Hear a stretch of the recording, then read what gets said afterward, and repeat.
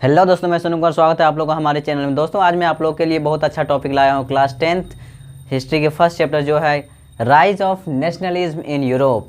मतलब सबसे पहले मैं बताना चाहता हूँ कि नेशनलिज्म क्या होता है। What is nationalism? The group of people who share same language, thought, belief, race to for making their country independent. मतलब बहुत सारे लोगों के द्वारा जो समान भाषा, विचार, संस्कृति का आदान प्रदान जो होता है अपने राष्ट्र को एक स्वतंत्र राष्ट्र बनाने के लिए, इसी को नेशनलिज्म कहते हैं, राष्ट्रवाद कहते हैं दोस्तों। तो दोस्तों इसमें हम लोग चलेंगे कि सबसे पहले देखेंगे कि फ्रांस में जो 1789 में 1789 में क्या हुआ था कि फ्रेंच रेवोल्यूशन हुआ था, फ्रांसीसी क्रांति हुई थी। तो उसमें क्या हुआ था कि जब 1789 में राजा महाराजा जो मोनार्क होते थे, मोनार्क वो क्या करते थे, रूल करते थे, शासन करते थे फ्रांस में।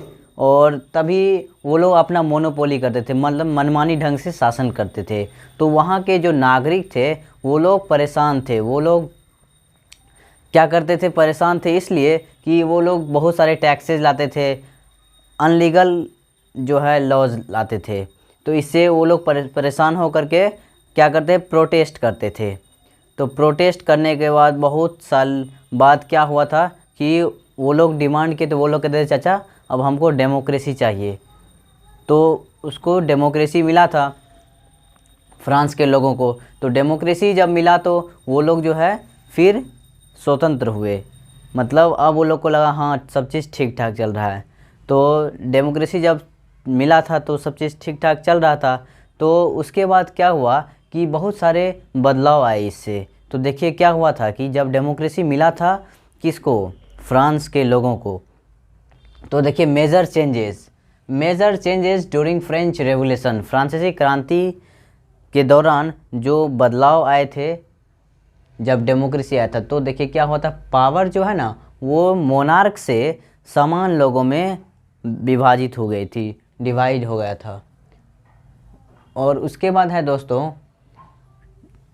कि ब्राउट और न्यू फ्लैग ऑफ ट्रैकलर, मतलब 3 रंग का झंडा जो है, नए झंडा लाया गया था जो कि तिरंगा था।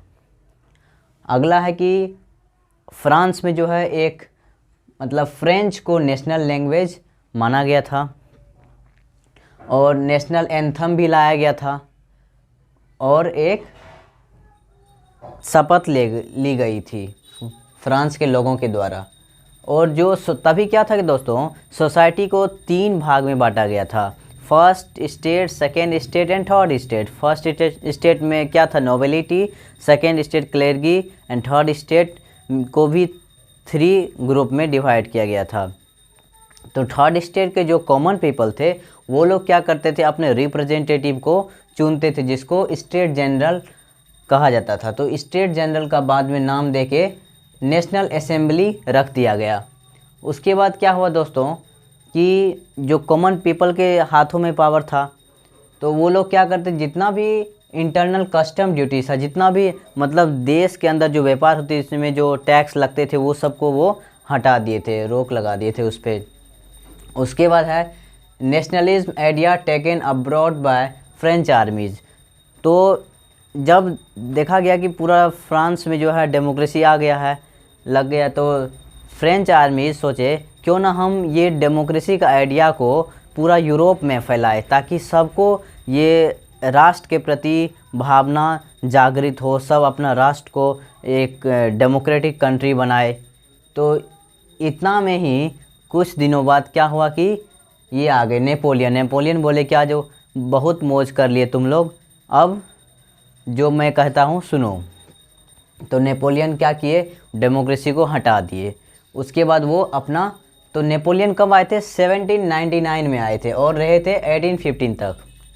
तो 1799 में जो आए तो उसके बाद 1799 से लेकर के 1815 के बीच में उन्होंने एक काम किया था जो फ्रांस के लोगों के लिए बहुत ही अच्छा काम किया था। वो क्या था कि सिविल कोड ऑफ 1804।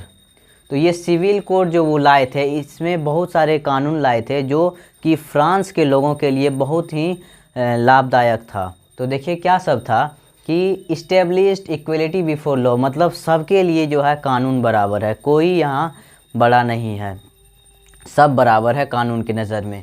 अब है right to property. Right to property में ये था दोस्तों कि सबका मतलब जो प्रॉपर्टी का अधिकार होता है, सब जो जिसका प्रॉपर्टी है उसको कोई छीन नहीं सकता है, और केवल जो गवर्नमेंट है वही उसको हटा सकती है जब कोई रोड और रेलवेज़ का कंस्ट्रक्शन हो तो।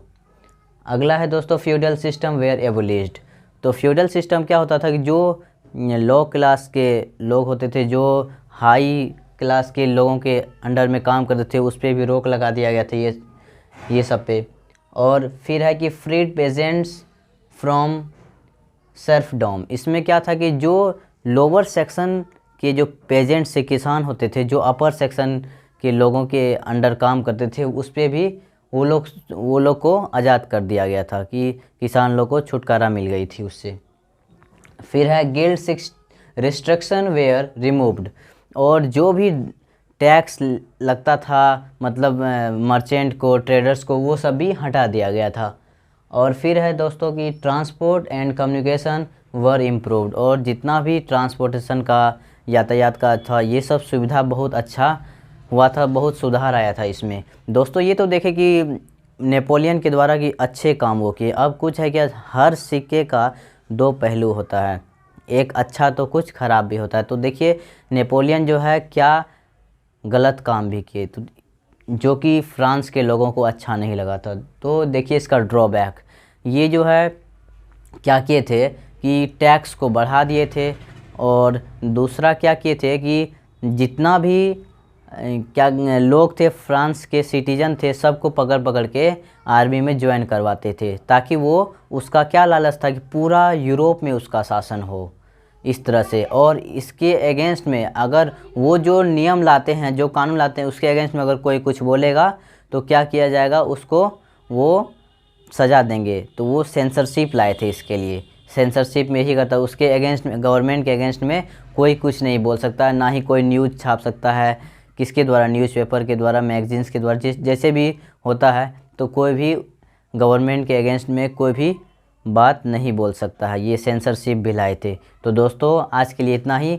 अगला जो वीडियो बनाएंगे इसमें हम लोग 1815 के बाद जो इवेंट हुआ था उसको डिस्कस करेंगे। धन्यवाद।